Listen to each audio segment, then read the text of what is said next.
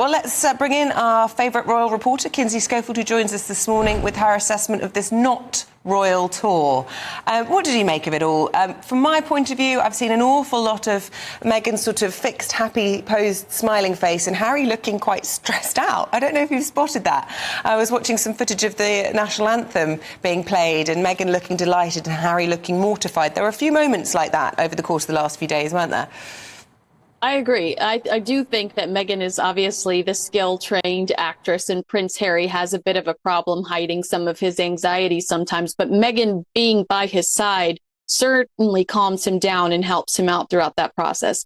I understand that their objective is to court Nigeria for a future Invictus Games. I think that they probably did a great job doing that. This was great PR for them, because if you just Google Meghan Markle today, 90% of the headlines are about how glamorous her wardrobe was, how beautiful she was. I lost count of how many times I saw the word glam. And so obviously they wanted positive press out of this, and they wanted people to start saying some nicer things about them. But the reality is Nigeria is, it's an interesting venue for them. Meghan says she's a feminist, and the U.S. Department of Justice still is concerned with things like child brides and child labor in Nigeria and the mutilation of little girls there. And so how can a feminist sit on a stage and say, oh, I'm so excited to be in my country, without speaking out for some of those victims?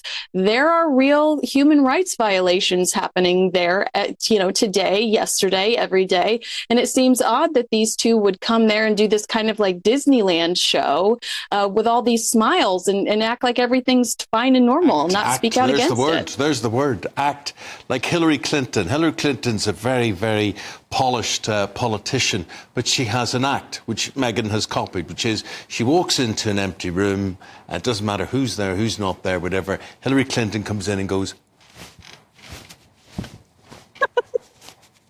pretending she knows people in the room, pretending people are signalling to her and whatever, and it seems to work very well. And if you saw Meghan Markle over the weekend, that's exactly what she did. She just got so excited. Everybody she saw. It's the hugging as well, hugging everybody. What do you make of the fact that she says she feels at home in this country she's never visited before, didn't realise was of her heritage until very recently, and yet we're led to believe that whilst on her way to Nigeria, she stopped off in the UK, but didn't step foot outside of the Windsor suite, picked up Harry, the nation where she got married, the family into which she married. She doesn't have any affection or comments or even want to step foot out of the airport, but Nigeria is now suddenly her home. I mean, it's very insincere, obviously. I think she's obviously trying to win these people over, and that's, let her, that's fine. I go where you're celebrated, not where you're tolerated. I mean, I would be hurt if I was the UK, because it does feel like a rejection, but obviously she doesn't want to be there anymore. And for some reason, she is really trying to make Nigeria fall in love with her. And there are some people that are excited about it. There are some people that are happy that they're there. And then there's others that are like, a significant amount of us are in poverty right now, and we can't believe that our government is paying for their presidential security, detail. Well, look, I may just be too cynical on this. I may be completely wrong, but my theory is anything with Meghan and Harry equals money.